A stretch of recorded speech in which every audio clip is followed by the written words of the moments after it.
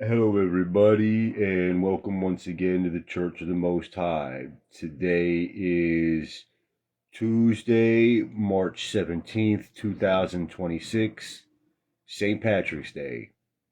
We begin our program as usual with a reading from the book of Proverbs. There are 31 chapters in the book of Proverbs, 31 days in a typical month. If you divide that by a chapter a day, at the end of the month, you are much wiser and you are much closer to God with a deeper understanding of how He thinks and how He created us and how we can navigate this world with ease. So let's get into that reading right away. Chapter 17 correlates with the day of the month. In the name of JEHOVAH ALLAH, most gracious, most merciful. The book of Proverbs, chapter 17. Better is a dry morsel and quietness therewith than a house full of sacrifices with strife.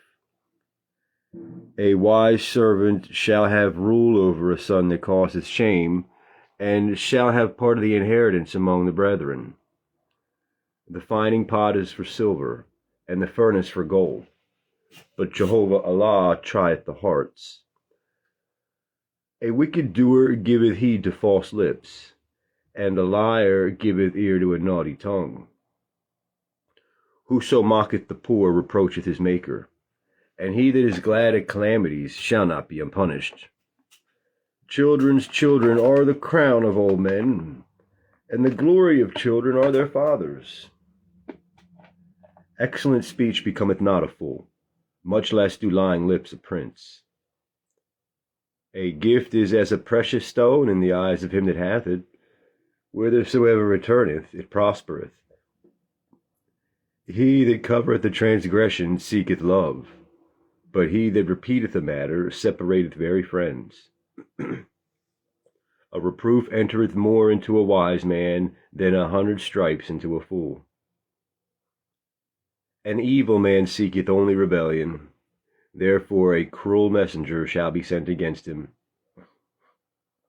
Let a bear robbed of her whelps meet a man, rather than a fool in his folly. Whoso rewardeth evil for good, evil shall not depart from his house. The beginning of strife is as when one letteth out water. Therefore leave off contention before it be meddled with. He that justifieth the wicked, and he that condemneth the just, even they both are an abomination to JEHOVAH ALLAH. Wherefore is there a price in the hand of a fool to get wisdom, seeing he hath no heart to it? A friend loveth at all times, and a brother is born for adversity. A man void of understanding striketh hands, and becometh surety in the presence of his friend. He loveth transgression that loveth strife, and he that exalteth his gate seeketh destruction. He that hath a froward heart findeth no good, and he that hath a perverse tongue falleth into mischief. He that begetteth a fool doeth it to his sorrow, and the father of a fool hath no joy. A merry heart doeth good like a medicine, but a broken spirit drieth the bones. A wicked man taketh a gift out of the bosom to pervert the ways of judgment. Wisdom is before him that hath understanding, but the eyes of a fool are in the ends of the earth. A foolish son is a grief to his father, and bitterness to her that bare him. Also, to punish the just is not good, nor to strike princes for equity. He that hath knowledge spareth his words, and a man of understanding is of an excellent spirit. Even a fool, when he holdeth his peace, is counted wise, and he that shutteth his lips is esteemed a man of understanding. And once again, that was the book of Proverbs, chapter 17. I want to go back to verse 1 here, where we have a house full of sacrifices with strife. This word sacrifices here isn't the way we use it as it's come down the line over the years. The word sacrifice here is like a dedicated piece, not something you've given up. Like when we say sacrifice nowadays, we usually typically think of we've given up, we've made sacrifices, we've left things that we've loved behind in order to get other things that we like, and so on and so forth. And that term, the use of that term comes from this original meaning where it's the sacrifice is something you give up for God, but in those days you got to eat your sacrifices. You got to eat a portion of it. You took it to the temple, and the high priest got a little portion there, and that was kind of like your donation. And then you got to eat the rest of the animal. You got to eat some of the animal. The rest of it gets burned. So there's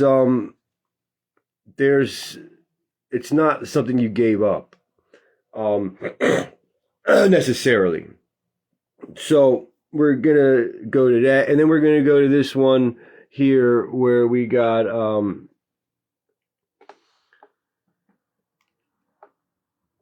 well, now let me go back and fix that, because that's not really exactly accurate either.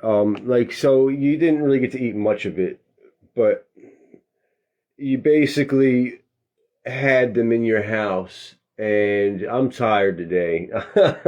I'm tired today, and I sound like a fool, and maybe I should have kept my mouth shut. But like, if you had a house full of sacrifices, like that meant that you got to go to the temple and you gave up a lot. Like, it was a good thing to have sacrifices in those days, is what I'm trying to say.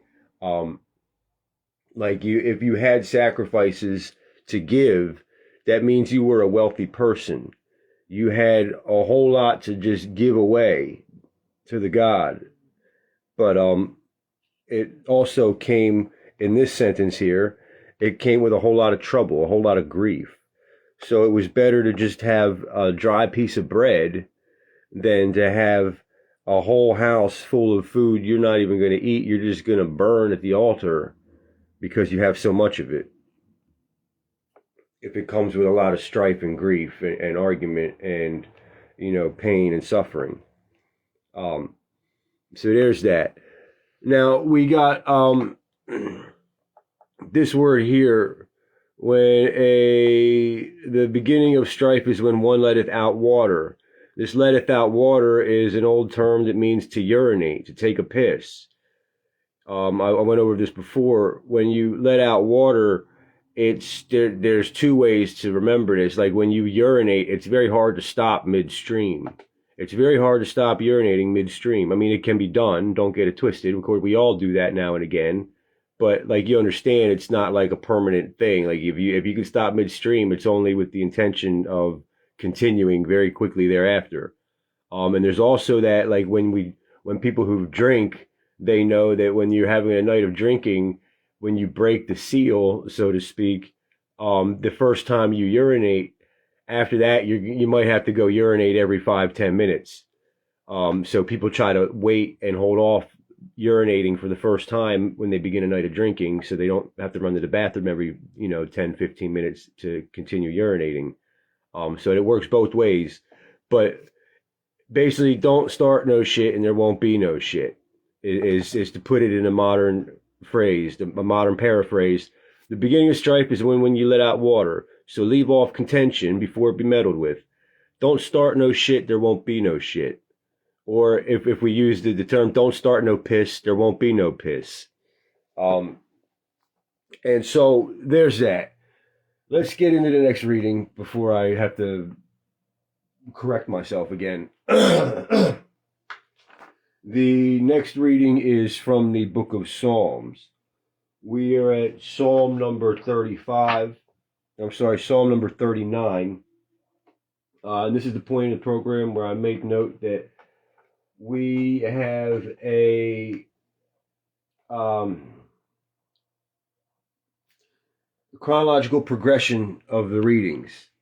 We have 15, 16, today is the 17th, 37, 38, 39. Today, and so on and so forth. And tomorrow will be the next one. This cycle was put in play long ago. And 2 years ago, I guess not super long, but 2 years ago, I didn't sit around and think 2 years ago how this was all going to come together today It just does. And certainly I don't think about how things are going to happen in nature around me 2 years ago. I make mention of this because oftentimes the scripture passages do reflect each other, where the passage from Proverbs will reflect Psalms, or the gospel will reflect the Quran, and the subject will carry over. And you might, if you're not paying attention, you might think I never even changed scriptures. You might think that I'm reading the same one still. And that's quite amazing, considering I just put it, the Lord kind of gave it to me randomly 2 years ago. Although there's nothing random with the Lord. What's even more amazing is when the passages reflect what's going on in the news, or what's going on in the world around us, and what's going on in the environment, in nature, and also in your daily life as you take a walk throughout the town in your, during the afternoon, and you hear people talking about things that sound just like it came out of the scripture here, although they didn't read it, or they're reenacting scenes that we just heard in one of the gospels, even though they're not really intending to. They're just kind of doing a modern version of it without even knowing.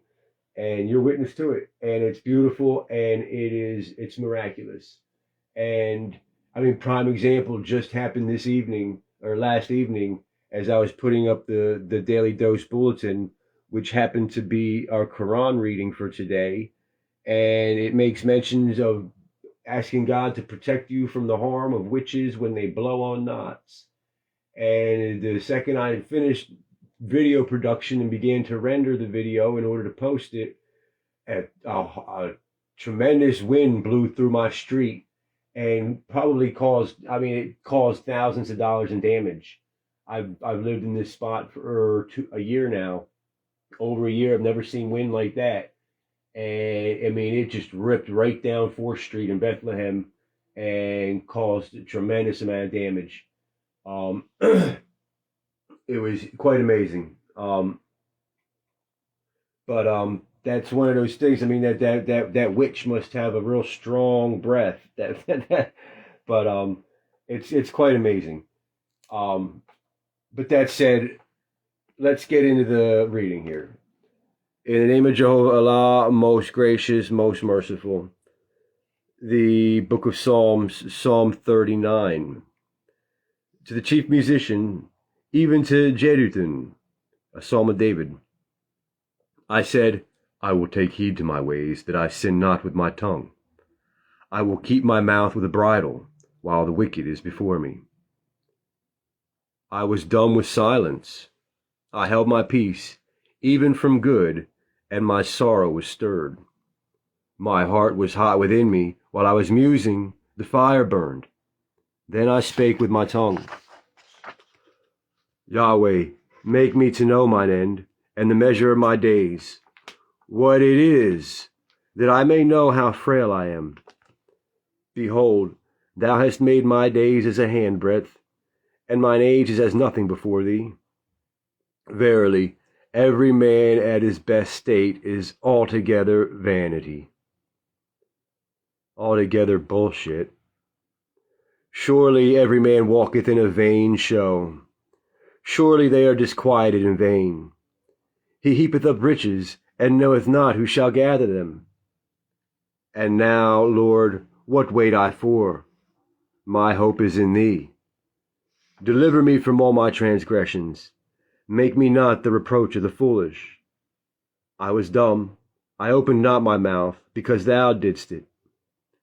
Remove thy stroke away from me. I am consumed by the blow of thine hand.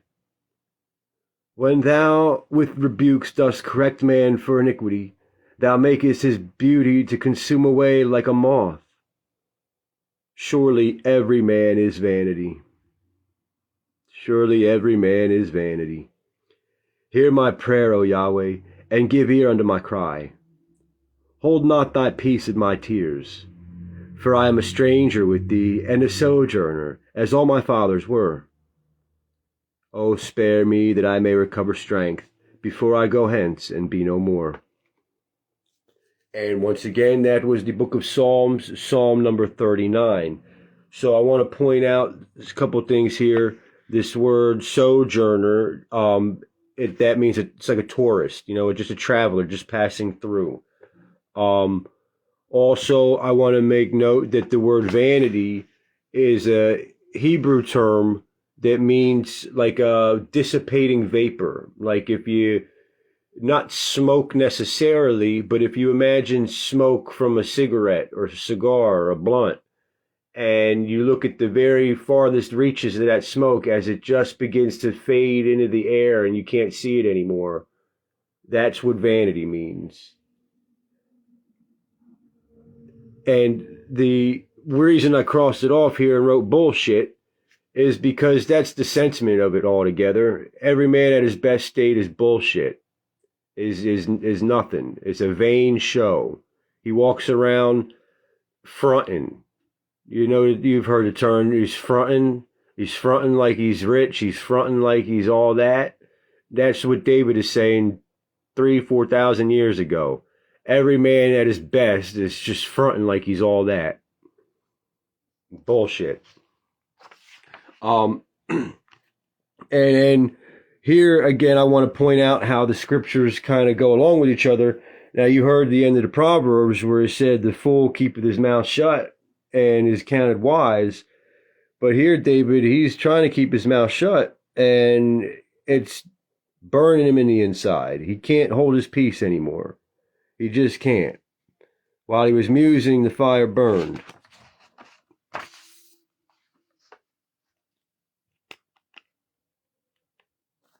And so he spoke.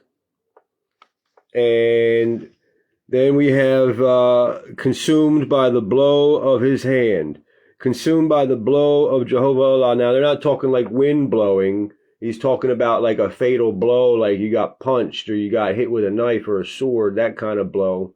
But the word is going to carry over into our next reading here. So let's get into that.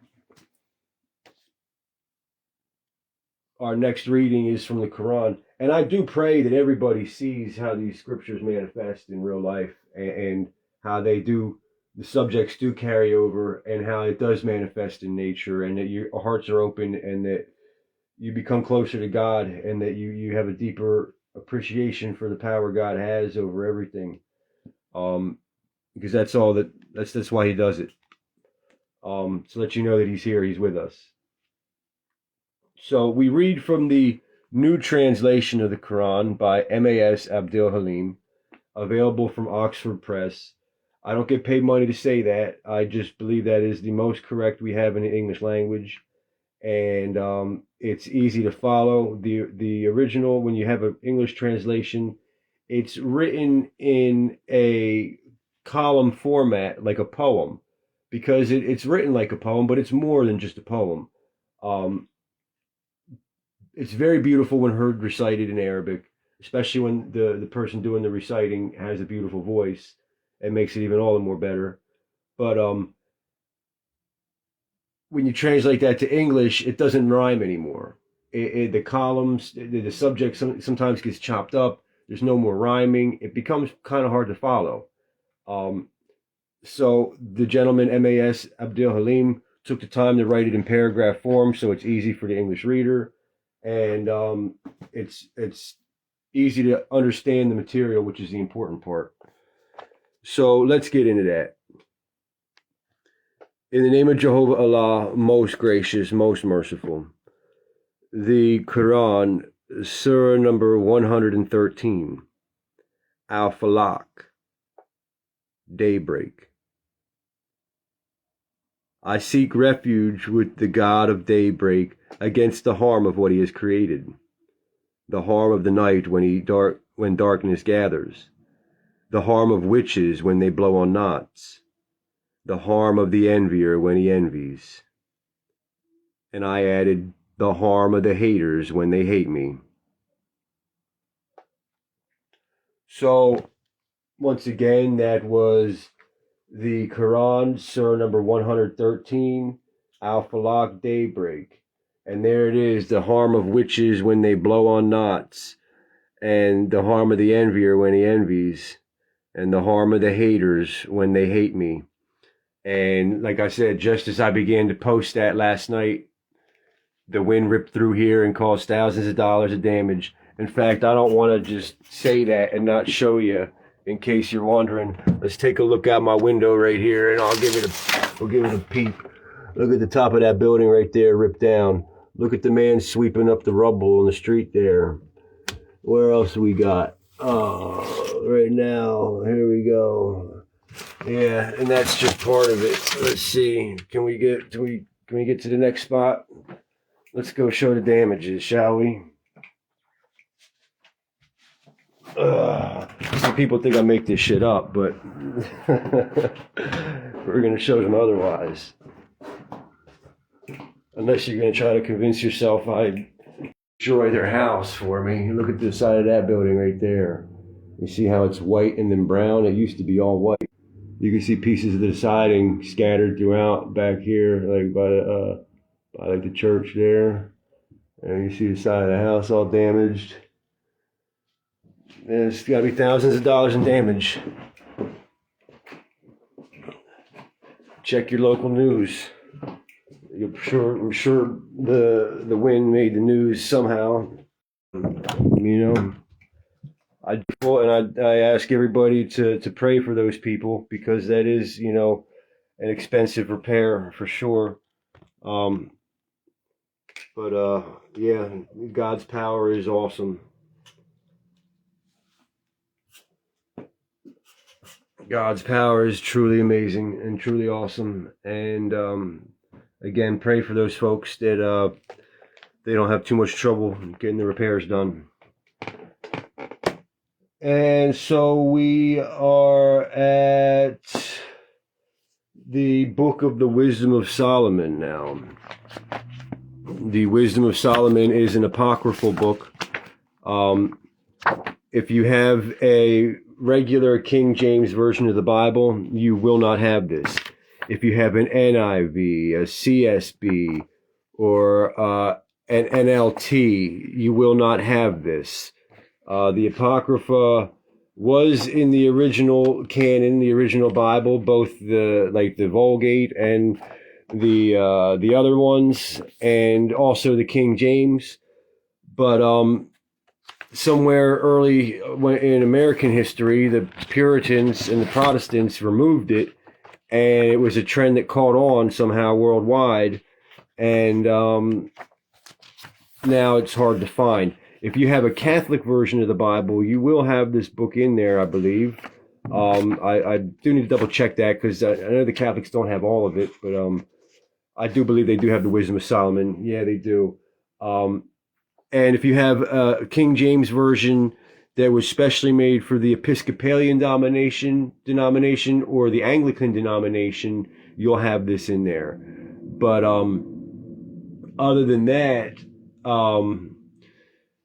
you won't. You'll have to get a special copy of it, or go online and look for it and follow along digitally. But either way, I'm going to read it to you. So if you'd like to follow along, get yourself a copy. If not, just listen close, and I'll do the best I can. So here we go. In the name of Jehovah Allah, most gracious, most merciful. The Book of the Wisdom of Solomon, Chapter 2. I'm going to start back at 16. But ungodly men with their works and their words called death to them. For when they thought to have it their friend, they consumed to naught, and made a covenant with it, because they are worthy to take part with it. For the ungodly said, reasoning with themselves, but not aright, our life is short and tedious, and in the death of a man there is no remedy. Neither was there any man known to have returned from the grave. For we are born at all adventure, and we shall be hereafter as though we had never been.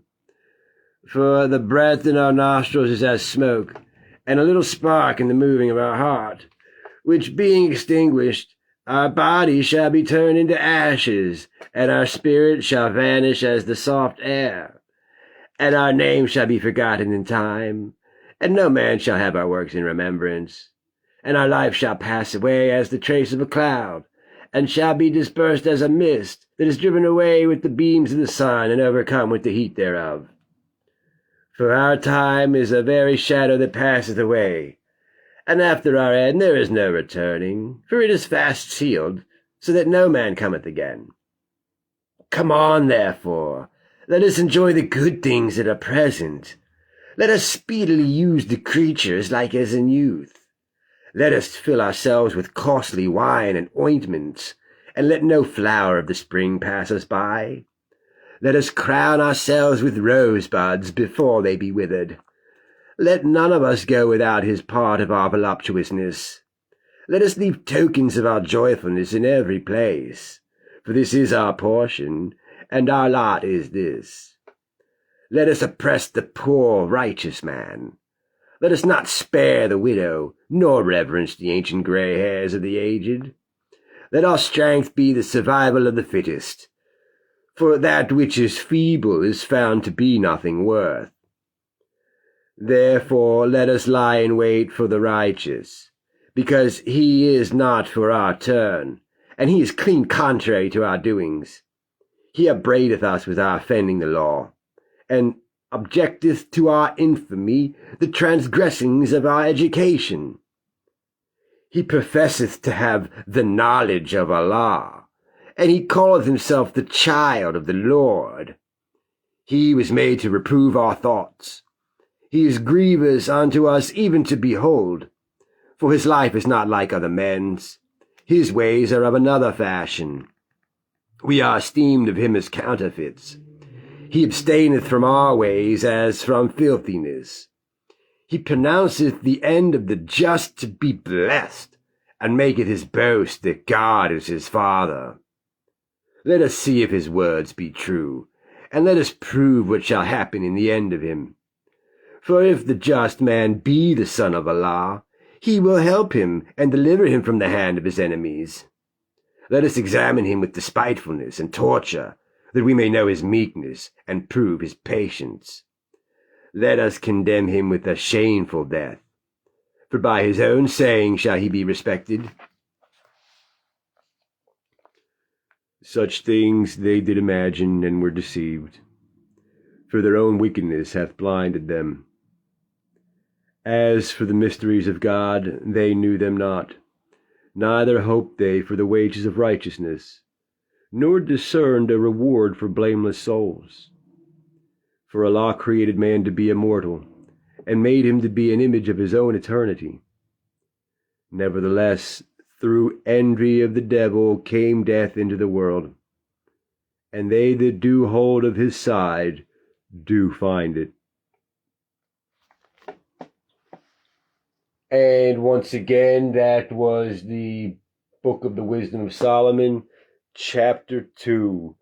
And mind you, again, though some of those things were accurate, it was not a correct way of thought. Overall, their way of thinking is fucked up. And even still, it's not quite accurate. I mean, we just talked about, a man being vanity, vanishing as a soft air. In this earthly realm, sure, but in the spiritual realm, your spirit lives on. We all know that. And even though our name will be forgotten in time, most people aren't remembered forever, even righteous ones. And we learned that, I believe, in this book, or was it Ecclesiastes? It talks about famous righteous people, but it also before that says that there are many more righteous people that you don't remember their names, but they had a sure contract with God, a sure agreement, and they have children and grandchildren, and their bloodline carries on. And then it goes into, let their strength be the law of justice, for that which is feeble is found to be nothing worth. It's not really justice they're talking about. They're talking about exactly what I have noted there, the survival of the fittest. Only the strong survive, that kind of bullshit. The same way of thinking that is so prevalent today that has a lot of us acting like animals out there over a little bit of money or something. Or a woman or a mate or something like that, So just remember all that. And then it's not right. It's very clear right here in our scripture that is the wrong way to look at it. It's not correct. It's not even inaccurate. It's just outright not correct. Your brain ain't working right. If you're thinking like that, no matter how smart you think you are, if you're thinking like that, you have brain damage. You have a brain condition. You need to get it checked out. So our next reading, our final reading, is from the Gospel according to St. Luke. It is the third book of the New Testament, also the third Gospel. And in chapter 20, we heard a few people come to Jesus and say, well, if there really is a resurrection and this lady married 7 brothers and they all died, whose wife is she? And Jesus noted in this gospel that they don't marry in heaven, neither do they die anymore. Now, in the other gospels, it's not so explicit, and I'm under the school of thought that this is a hypothetical situation, hypothetically, this group of people doesn't get married again. That doesn't really apply for everybody else who didn't have to live that kind of life or that kind of situation. I'm in full understanding that when the Lord comes back, there's a big wedding, and the Lord marries his bride, which symbolically is the church, but also there's a bride for the Lord, Jesus.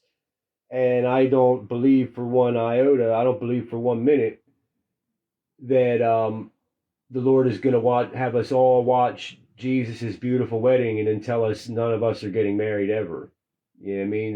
That's kind of cruel, especially when it's the righteous people. So let's keep that in mind when we read that gospel, because this is the only gospel that puts that way. So let's get into the next chapter, though, and move on from that. Chapter 21. In the name of Jehovah Allah, most gracious, most merciful.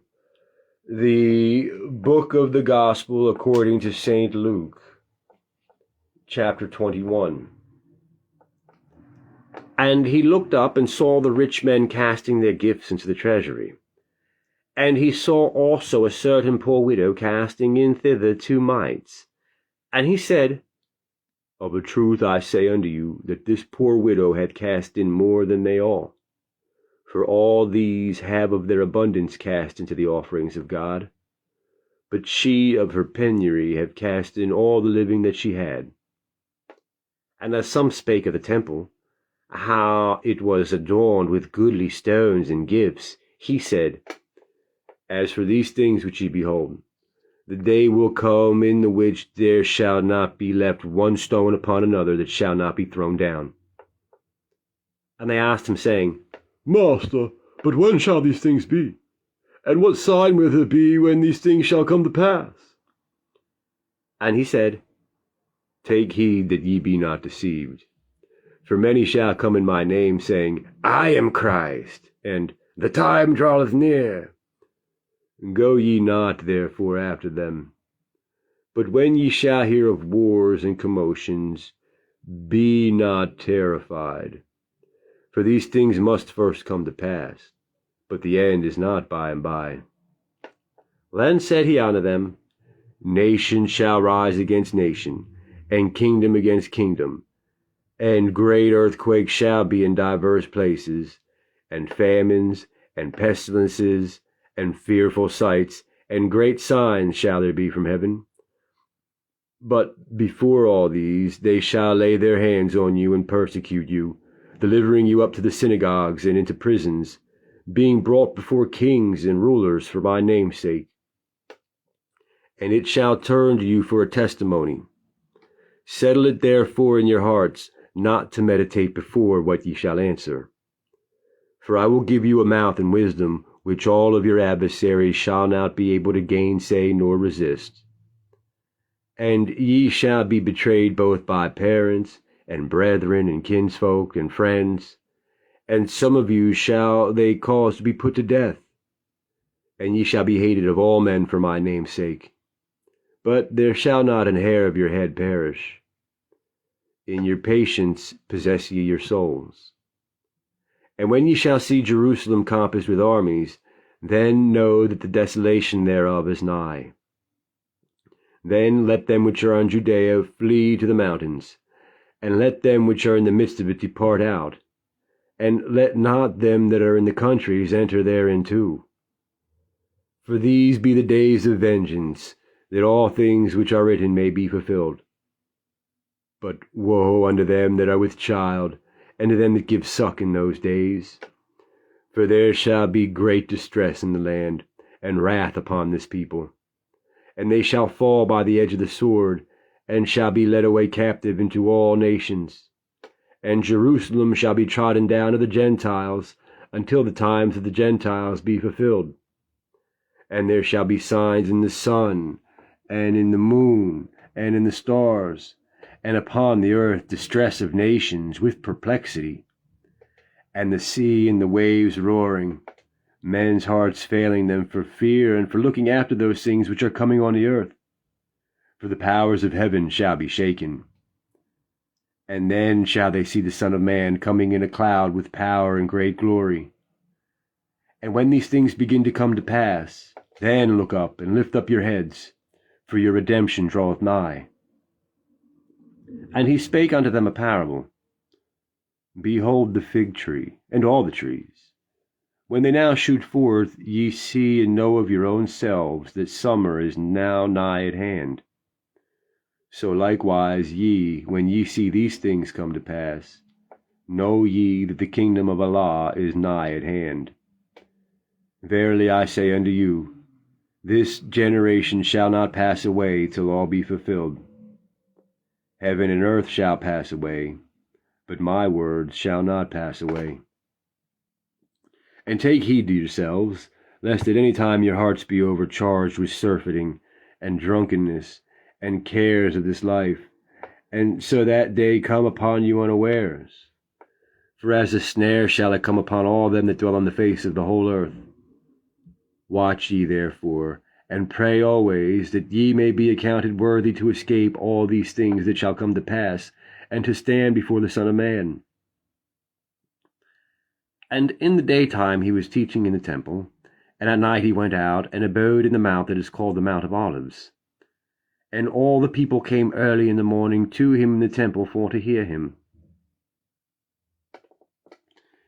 And once again, that was the book of the Gospel of St. Luke, the 21st chapter. And that concludes our broadcast, our scripture readings for today. I want to give the warning now. I can only pray that hopefully it bears a little more weight after seeing the wind blow through here and all the damage done. I don't make this shit up. There is a super volcano out west underneath Yellowstone National Park. It is estimated by scientists to be over 100 years due for eruption, meaning that it should have erupted 100 years ago, based on all the pressure that they can calculate and measure, and it has not. Every day that it does not erupt, the pressure becomes more and more tense. It mounts up, it builds up. Eventually it is going to erupt. And every day that it does not erupt, the pressure mounts up more, the more powerful the explosion when it erupts, the more damage done. As it is, if it was to explode today, it is estimated that it would take out a third of the continent, 30% over the West Coast. And as the days go by, that number only increases. It is not just a problem for America, it is a problem for the rest of the world. The sediment put into the air, that's again, let me go back because that's just the initial eruption. Then you have the volcanic ash and where it settles. and you have the fire and the brimstone, the magma being expelled into the air, into the atmosphere, and then settling back down, catching things on fire elsewhere. Pandemonium. And again, that doesn't just affect the United States physically, it'll affect the rest of the world physically, because there'll be an earthquake to accompany such a powerful explosion. There'll be a tsunami wave that is produced by the earthquake and by the explosion. It will devastate the world. And that's physically. Then you get into economically, what that means when the United States has a third of its population and a third of its mass just destroyed in a blink of an eye. It is the most important issue today. And don't think for 1 second the leaders of our world don't know about it. Don't think for 1 second the leaders of our world don't take that serious as a heart attack. The only real solution is to detonate it early, to try to cause it to erupt early, to force the eruption, to control the eruption, hopefully negating any further increase in the potential damages.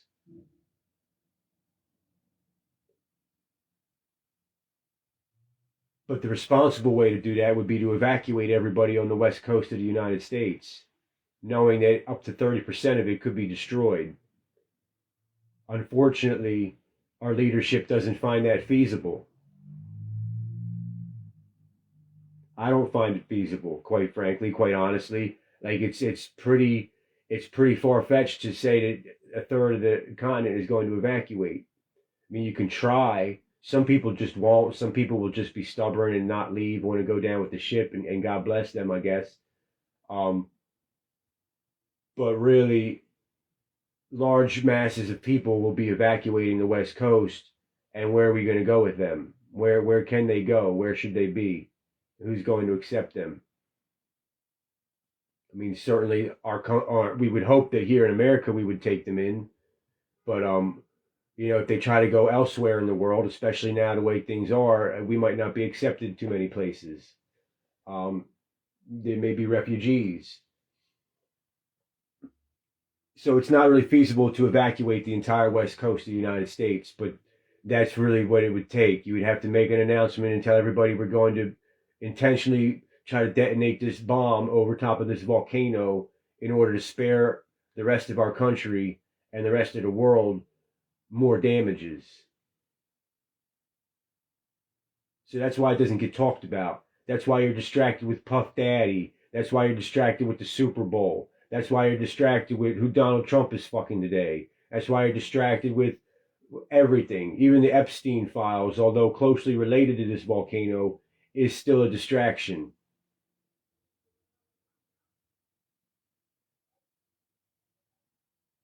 See, what these people thought was going to be the biggest distraction from it all is really their only fucking hope. It's really their only salvation. There is no science that's going to fix that volcano. There is no technology that's going to stop that eruption. The only thing that's going to stop it is JEHOVAH ALLAH.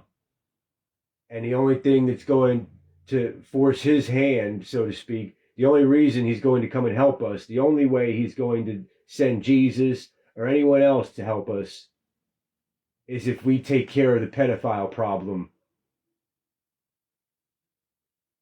That volcano is his contingency plan on the United States and the rest of the world. For people that can't handle freedom, for degenerate beings who have fallen from their state of grace and no longer value children and their safety or their sexual innocence, and instead sell them wholesale and find it to be humorous when they're raped and molested and murdered. How many jokes have you heard on late night television surrounding the Epstein files? How many people have just made a fucking light mockery of the whole situation? Degenerate. And I understand some people deal with difficult topics through laughter. That's a different situation than standing and just making joke after joke after joke when innocent children are being ripped open and murdered and mutilated. The Old Testament is full of instances of God sending in the Israelites, the worthy Israelites, the righteous Israelites, into city after city after city and just killing and burning everything in it because they were child raping, kid fucking murderers. City after city, nation after nation, tribe after tribe, exterminated one by one with the help of God because they kill their children and fuck their children and oftentimes do both in the same breath. When you have haters who hate me and haters who hate God talk about the Old Testament being filled with violence and the Old Testament God being a God of wrath and vengeance, they fail to leave out who he's taking wrath and vengeance on. The kid fuckers, the child murderers. They always leave that part out, don't they? Probably because they're fucking kids and murdering them themselves.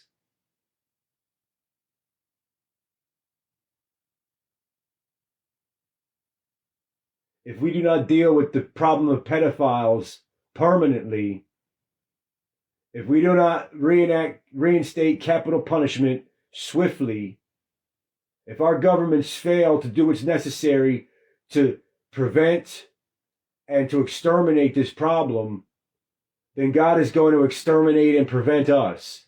Period. End of story. He doesn't need a righteous army to do it.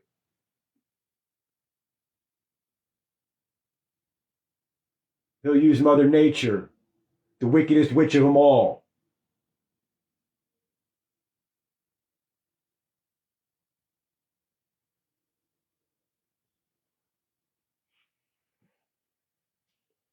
In the name of Jehovah Allah and Jesus Christ, you've been warned again plainly.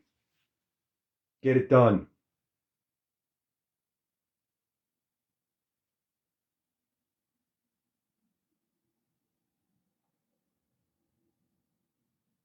Now let me give you the blessing and we can move on with our day. Allah Yahweh bless thee and keep thee. Jehovah Allah cause his face to shine upon thee and be gracious toward thee. Hashem lift up the countenance upon you and give you peace. Shalom. Assalamualaikum. God bless you all. Naranja Arnos. Stay lit, friends.